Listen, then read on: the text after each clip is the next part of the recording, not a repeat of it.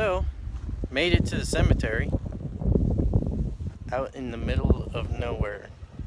Kind of cool though. Look at that.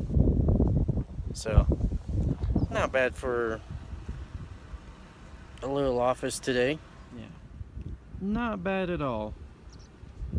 Tons of birds around here though. When I was pulling in, there's some huge like vultures over there, and then on the main sign. Of course, I accidentally spooked them before I even knew what they were. Pretty nifty. So I apologize for the wind right away, but this is what I came to deliver up here. This is called a vault. This is what your casket goes in before you go into the ground.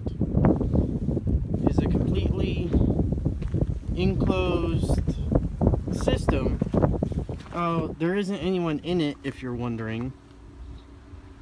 This is just an empty shell, but this keeps the ground from collapsing.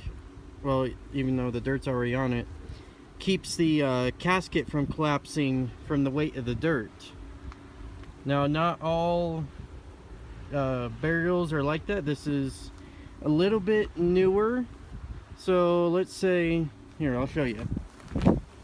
Kind of for an example, this one doesn't have it going on, but when you come up to a headstone, sometimes you'll see an impression right in front of the headstone, and that's from the ground the weight of the ground pushing on the casket, and the casket actually collapsing.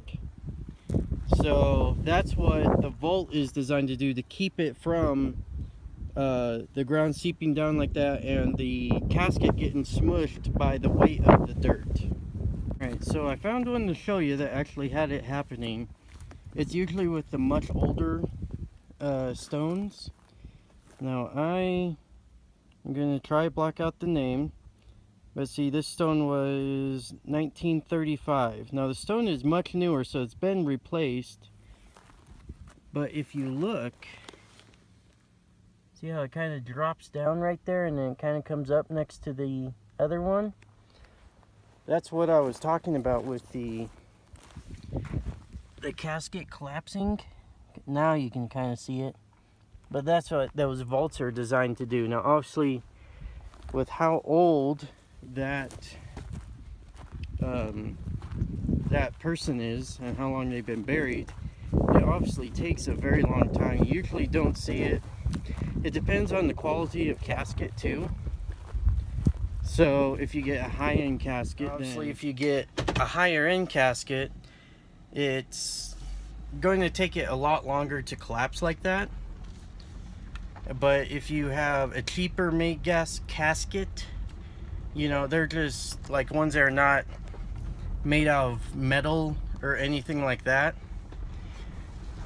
or like a softer wood, I guess, that falls apart faster, then the casket itself will just fall apart just in the ground, just from the water and vegetation and everything just eating at it over the years. Now, doesn't mean it happens to all caskets. It also depends on your environment, where you're at, what type of stuff you're doing. Now obviously that person was from the 1930s. So if you look at the environment that he's at, we're, I think, just above 8,000 feet.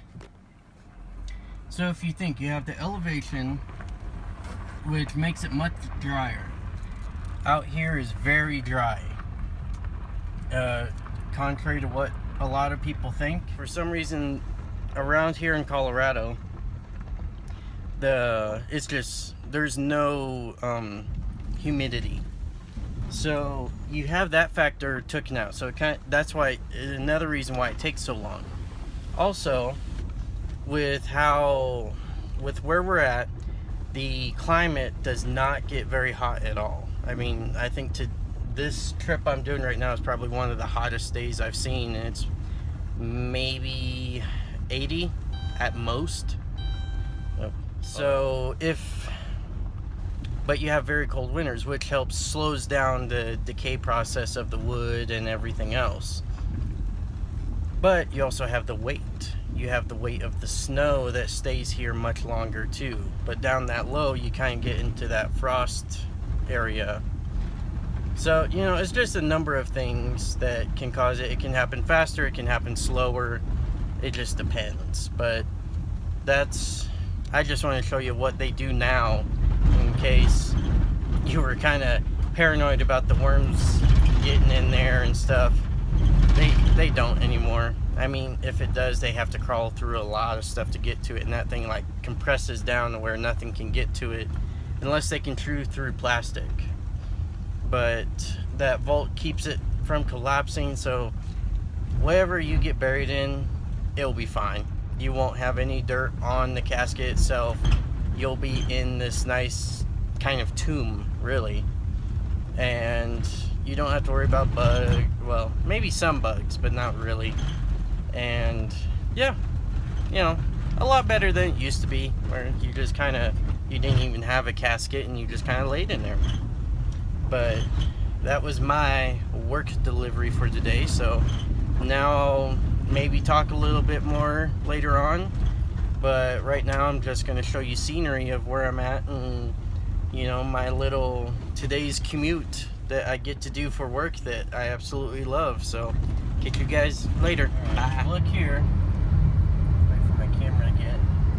You have the old school original cabin right there, and then you have this homestead, which is an original cabin, but if you can tell through the camera, I don't know if you can, they added an addition onto the original cabin. Just one of the things I always think is cool about coming out here is that a lot of people actually end up reusing the, what do you call it, some of the original homestead cabins, like this one over here. Well, no one's using it, but you know, you find these just kind of randomly through this valley, and some people just fix them up and they actually live in them, and they'll just do additions onto it. So kind of one of the cool things about when you're in Colorado. Some people will just, you don't need nothing new, they'll just use the original stuff that someone else built 100 years ago.